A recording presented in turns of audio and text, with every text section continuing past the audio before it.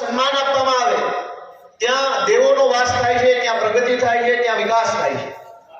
અને આખા દેશમાં જો મહિલાઓના વિકાસ માટે, મહિલાઓને આગળ લાવવા માટે અને મહિલાઓના અધિકારોનું રક્ષણ કરવા માટે, મહિલાઓને સશક્ત બનાવવા માટે દેશની અંદર સૌથી પહેલા જો કોઈએ સારો વિચાર આપ્યો હોય તો માનનીય અરવિંદ કેજરીવાલજી છે.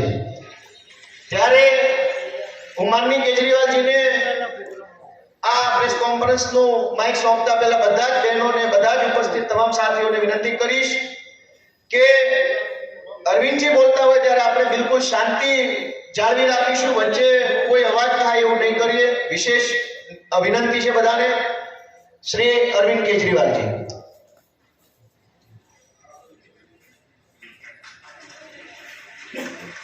आज यहाँ पे हॉल में बहुत सारी बहनें, माताएं, बेटियां, बहुत सारी महिलाएं आई हुई हैं. आप सब लोगों को मेरा नमस्कार, सबको मेरा प्रणाम.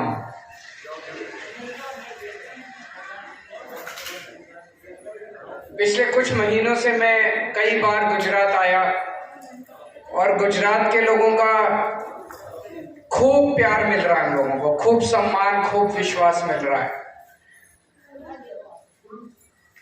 पहले लोग कहते थे कि बीजेपी का गढ़ है, यहां कुछ नहीं हो सकता. लेकिन जैसे जैसे हम धीरे धीरे लोगों से बात कर रहे हैं, पता चल रहा है कि अंदर लोग कितने दुखी हैं, अंदर लोग कितने डरे हुए थे. अब धीरे धीरे लोगों ने बोलना चालू किया और लोग सामने आना चालू किया है. और लग रहा है कि 27 साल के बीजेपी के गंदे शासन के बाद लोग अब बदलाव चाहते हैं. लोग उनको उखाड़ के एक नई किस्म की राजनीति करना चाहते हैं गुजरात के अंदर. आम आदमी पार्टी पिछले कुछ महीनों से एक पॉजिटिव कैंपेन चला रही है. हम कह रहे हैं कि अगर हम सत्ता में आए तो हम क्या करेंगे. हम कह रहे हैं कि हम सत्ता में आए तो हम वही अच्छी अच्छी चीजें करेंगे जो हमने दिल्ली में करके दिखाई है. हम झूठे वादे नहीं करते.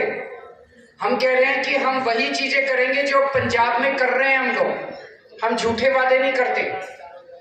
हम स्कूल बनाएंगे, हम अस्पताल बनाएंगे, हम रोजगार देंगे, हम बिजली देंगे. जनता के मुद्दों की बात कर रहे हैं. बीजेपी कांग्रेस वाले वो बात नहीं करते. बीजेपी कांग्रेस वाले आते हैं, एक दूसरे को गालियां देते हैं, चले जाते हैं. जनता को तो कुछ मिलता नहीं है. और दोनों की सेटिंग है, बीजेपी और कांग्रेस की.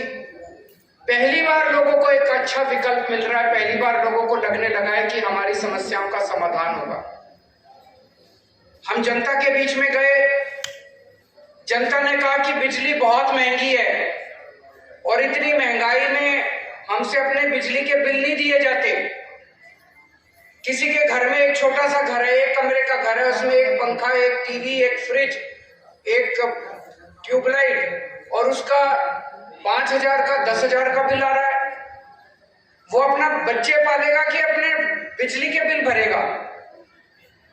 तो हमने गारंटी दी, पहली गारंटी हमने दी कि जैसे दिल्ली में हमने सबकी बिजली मुफ्त कर दी, पंजाब में हमने सबकी बिजली मुफ्त कर दी, ऐसे गुजरात में हमारी सरकार बनेगी तो 3 महीने के अंदर गुजरात के लोगों की बिजली मुफ्त करेंगे.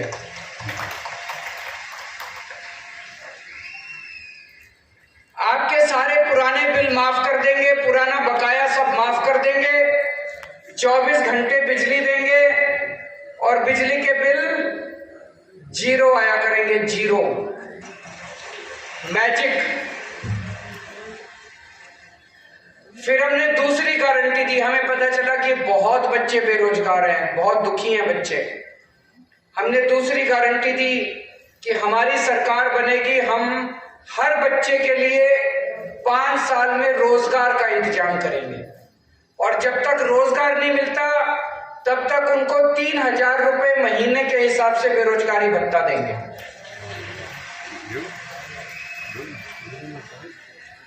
10 लाख सरकारी नौकरियों का इंतजाम करेंगे. उसकी भी पूरी प्लानिंग कर रखी है हम लोगों ने. फिर हम व्यापारियों से मिले. व्यापारियों ने कहा कि जी ये बहुत डराते हैं, धमकाते हैं, हमारे ऊपर रेड करते हैं.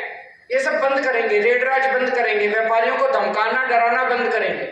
व्यापारियों को खुलेआम इज्जत से व्यापार करने की छूट देंगे. उनके व्यापारियों के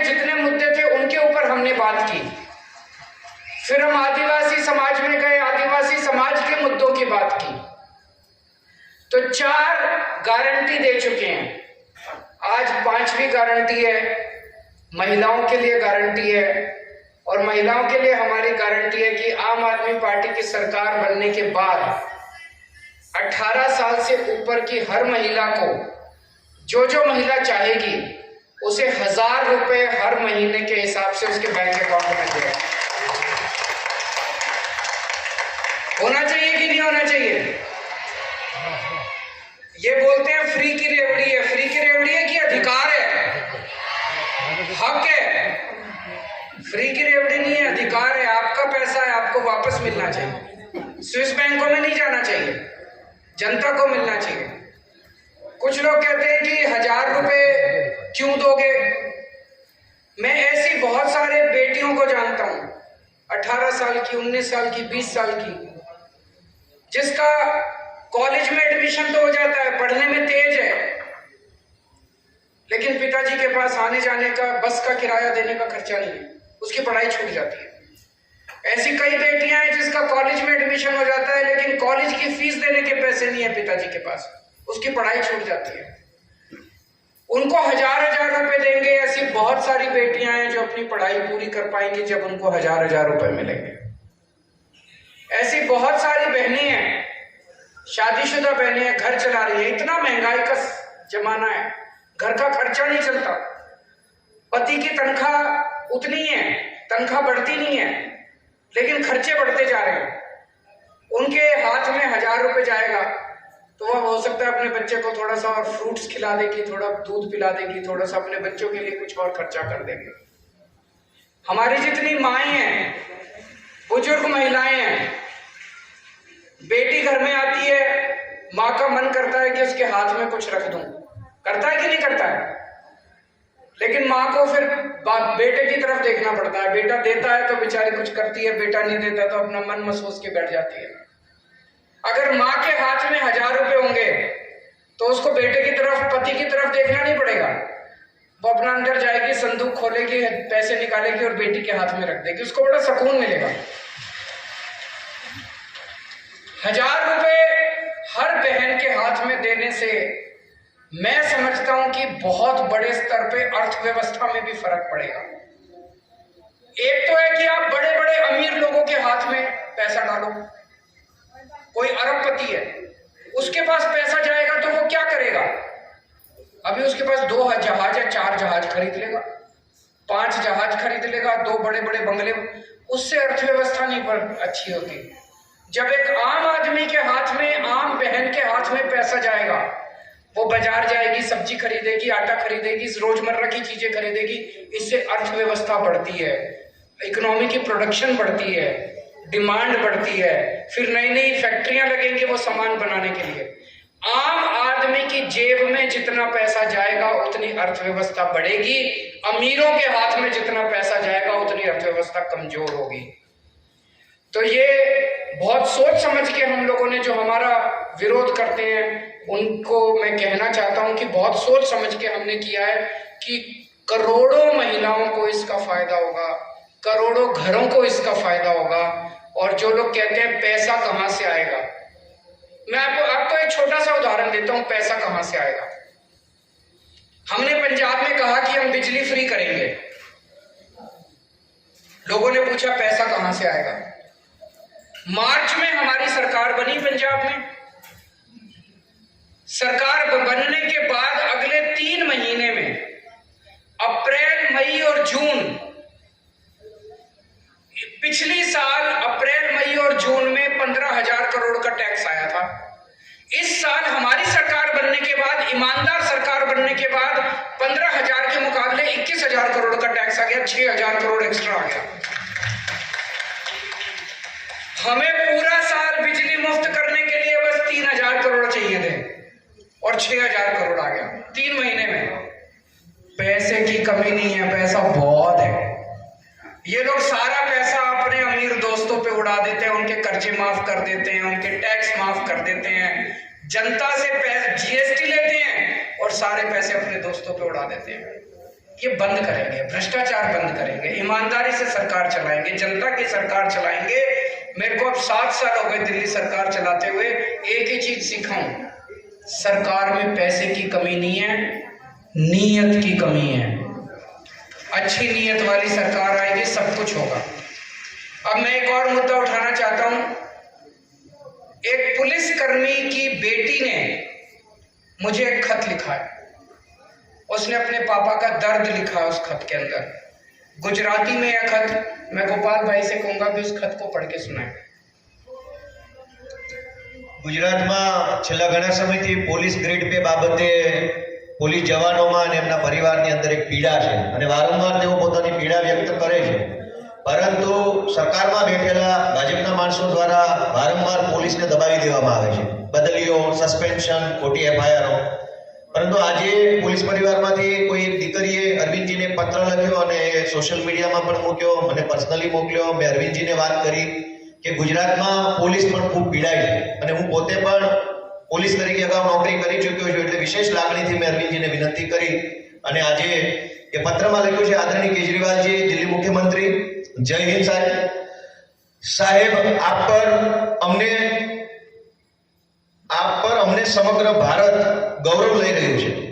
ત્યારે ટૂંકમાં એટલું જ કહેવાનું કે આપ ગુજરાતની પોલીસની સ્થિતિ, નોકરીના કલાકો, પોલીસનો પગાર, તેમના ભથ્થા અને પોલીસ ફોર્સનો દુરુપયોગ આ વિશે માહિતી પ્રાપ્ત કરશો જી। આપ પણ ચોંકી ઉઠશો કે સમગ્ર ભારતમાં ગુજરાત પોલીસની સ્થિતિ શું છે। હવે 2023માં ગુજરાતમાં આમ આદમી પાર્ટીની સરકાર બનવાની છે, તે નિશ્ચિત છે। ત્યારે આપ ગુજરાત પોલીસની વેદનાને સમજીને એમને ન્યાય અપાવશો જી। અમને હવે માત્ર આપ પર ભરોસો અને છેલ્લો વિશ્વાસ રહ્યો છે, કેમ કે આપ સત્યના ભેખધારી છો। કેમ કે ત્યારે અમે આપશ્રીના મુખ દ્વારા આ વાત સાંભળવા માંગીએ છીએ, પોલીસની નાનકડી દીકરીના વંદન।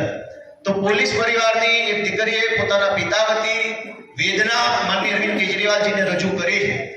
આ બાબત દર્શાવે છે કે ગુજરાતમાં સરકારમાં બેઠેલા જે કોઈ પણ લોકો છે એમના ઉપર કોઈને ભરોસો નથી। હવે આખા દેશને અને ગુજરાતના તમામ લોકોને ભરોસો માનનીય અરવિંદ કેજરીવાલજી ઉપર છે, એટલે એમણે અરવિંદજીને વિનંતી કરી છે અને વાત સાચી છે કે 12-15, 20 કલાક સુધી પોલીસ જવાનો પાસે નોકરી લેવામાં આવે છે, બદલામાં મામૂલી પગાર 20,000 ફિક્સેશન, 5 વર્ષ સુધી, 5 વર્ષ પૂરા થાય તો 21,000 રૂપિયા, કંઈક બોલીએ તો સસ્પેન્ડ થઈ જાય, બદલી થઈ જાય, ઠપકો આપવામાં આવે, બીજા અટકાવી દેવામાં આવે। આવી રીતે ગુજરાતની પોલીસને ખૂબ હેરાન કરવામાં આવે છે। એક તરફ પોલીસ ઈમાનદારીથી પોતાનું કામ કરે છે, ગુજરાતને સુરક્ષિત રાખે છે, ગુજરાતની બહેનો, ગુજરાતના સામાન્ય માણસોના જીવનને સુરક્ષિત રાખવાનું કામ કરે છે। જીવના જોખમે ગુજરાતની પોલીસ સારું કામ કરે છે, ડ્રગ્સ માફિયાઓને પકડે છે, બુટલેગરોને પકડે છે, તમામ પ્રકારે ગુજરાત પોલીસ પોતાનું યોગદાન આપે છે। બદલામાં માંગે છે શું? એક નાનકડો ગ્રેડ પગાર કે ગ્રેડ પે વધી જાય, 5 પૈસા ઘરમાં વધારે આવે તો બાળકોને ભણાવી શકાય। આજે માનનીય અરવિંદ કેજરીવાલજીએ ગુજરાત પોલીસની વેદનાને સાંભળી છે। હું માનનીય અરવિંદજીને વિનંતી કરું આગળની વાત કરેं। आपने इस बेटी के खत को सुना। सबसे पहले तो मैं उसे कहना चाहता हूँ कि आपने हिम्मत करके मुझे चिट्ठी लिखी और आपने हमारे ऊपर इतना विश्वास जताया कि आपने अपने गुजरात के मुख्यमंत्री को नहीं लिखा, आपने दूसरी पार्टी वालों को नहीं लिखा, आपने हमें लिखा और कहा कि हमें आपसे उम्मीद है। मैं आपका तहे दिल से बच्चे शुक्रिया अदा करता हूँ और मैं ये कहना चाहता हूँ कि आपके इस विश्वास को हम टूटने नहीं देंगे, आपके विश्वास को हम पूरा बढ़ाएंगे। मैं गुजरात के सभी पुलिस कर्मियों को भी कहना चाहता हूँ, मेरे को कई सारे पुलिसकर्मी मिलते हैं, अकेले में मिलते हैं, सब लोग कहते हैं कि अब आम आदमी पार्टी से ही उम्मीद है। वो लोग सामने नहीं आ सकते, उनकी मजबूरी है। मैं उन सबको कहना चाहता हूँ कि आप एक बार लग के अपने अपने तरीके से जो जहाँ है वहाँ काम करते हुए अपनी नौकरी को खतरे में नहीं डालना। आप अपने अपने तरीके से आम आदमी पार्टी को समर्थन कीजिए, आम आदमी पार्टी को सरकार बनाने के लिए पूरा दम लगाइए। मैं आपको भरोसा देता हूँ कि जो अभी 20-20 हजार रुपए महीना एक पुलिस वाले को एंट्री पे तनख्वाह मिलती है, 20,000 रुपए में क्या होता है? 20,000 रुपए में तो कुछ भी नहीं होता है। पुलिस वाला अपने घर का खर्चा कैसे चलाएगा? पूरे देश में सबसे कम तनख्वाह पुलिस में, सबसे कम तनख्वाह गुजरात में मिलती है। और सबसे कठिन परिस्थितियों के अंदर गुजरात पुलिस काम कर रही है। हमारी सरकार बनेगी, पूरे देश में जो सबसे बेस्ट तनख्वाह मिलती है किसी भी राज्य के अंदर, वो गुजरात के अंदर लागू करेंगे। गुजरात की पुलिस को उनको पूरी तनख्वाह दिलाएंगे, उनके वर्किंग कंडीशन को सुधारेंगे, और फिर हम उम्मीद कर सकते हैं कि वो गुजरात के लोगों की सुरक्षा अभी भी अच्छी कर रहे हैं, लेकिन और मुस्तैदी के साथ और अच्छे तरीके से वो गुजरात के लोगों की रक्षा करेंगे। अभी मेरी उन सबसे विनती है, आप जहां भी हैं, जैसे भी है, काम करते रहिए, और अंदर खाने जैसे जैसे हो सकता है आप आम आदमी पार्टी की सरकार बनाने में मदद कीजिए। अगर कोई प्रश्न है मीडिया के लोगों के तो आप।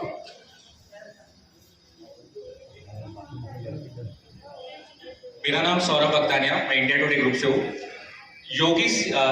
उत्तर प्रदेश के सीएम योगी आदित्यनाथ ने एक ट्वीट किया है, कहा है कि 60 साल से ऊपर की जो महिला होगी उनको मुफ्त में ट्रैवल करने दिया जाएगा सरकारी बसेस में। उस पर आपकी क्या प्रतिक्रिया है?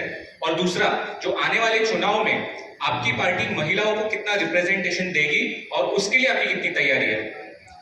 मैं भी आज वो एक्चुअली पढ़ के थोड़ा सा दंग रह गया था। योगी जी, प्रधानमंत्री जी ने खुल के बोला है कि भाई ये फ्री की चीजें नहीं होनी चाहिए, और योगी जी ने कहा है कि भाई हम तो देंगे। तो पता नहीं लगता है कुछ लड़ाई झगड़ा हुआ है या क्या है, मैं तो जानता नहीं हूँ। तो उन्हीं से आप ये प्रश्न उन्हीं से पूछिए कि उन्होंने अपने बॉस के खिलाफ ऐसे क्यों काम किया, उसका जवाब मैं तो नहीं दे सकता। मेरा नाम किशन काटेलिया है, मैं गुजरात फर्स्ट न्यूज से हूँ। ये ग्रेड पे वाली अभी गोपाल भाई ने चिट्ठी पढ़ी, क्या आप उसके बारे में कुछ सोच रहे हो? जो ग्रेड पे का जो बिल्कुल, मैंने जैसा भी कहा, हमारी सरकार बनेगी, हम तुरंत गुजरात पुलिस के कर्मचारियों को, अधिकारियों को पूरे देश में जिस राज्य में सबसे अच्छी तनख्वाह मिलती है उसके बराबर तनख्वाह करेंगे अपने गुजरात पुलिस कर्मियों को।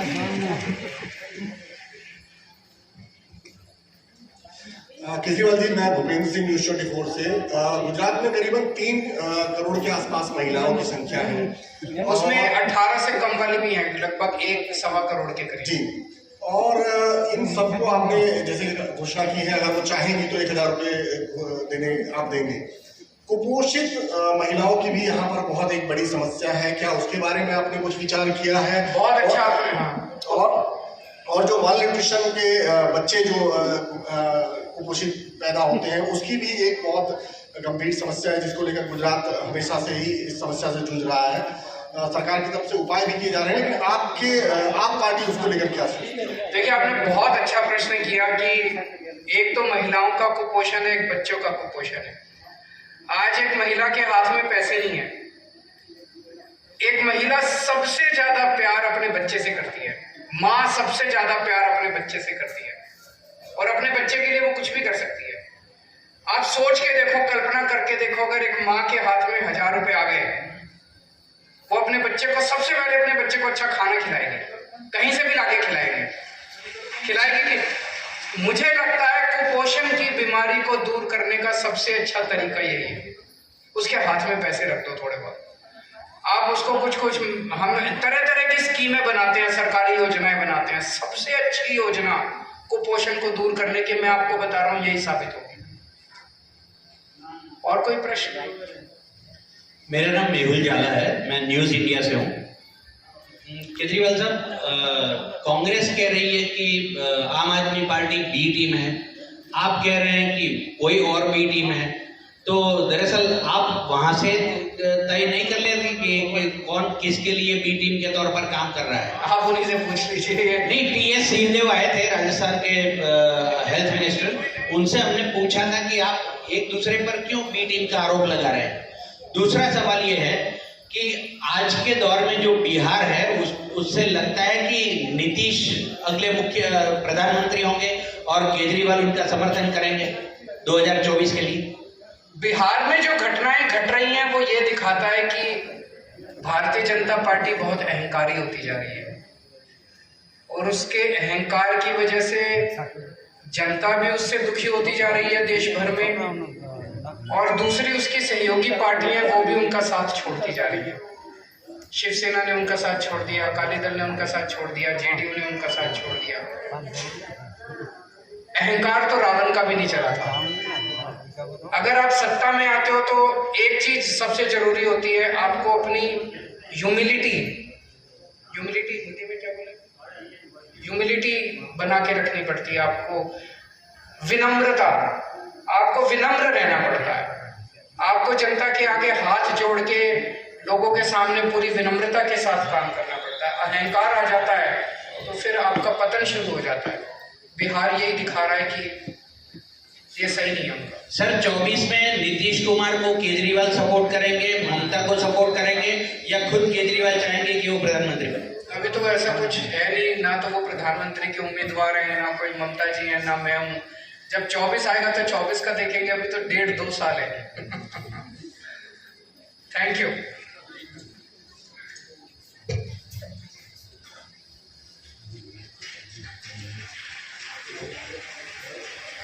मेरा रंग दे बसंती चोला, मेरा रंग दे बसंती चोला।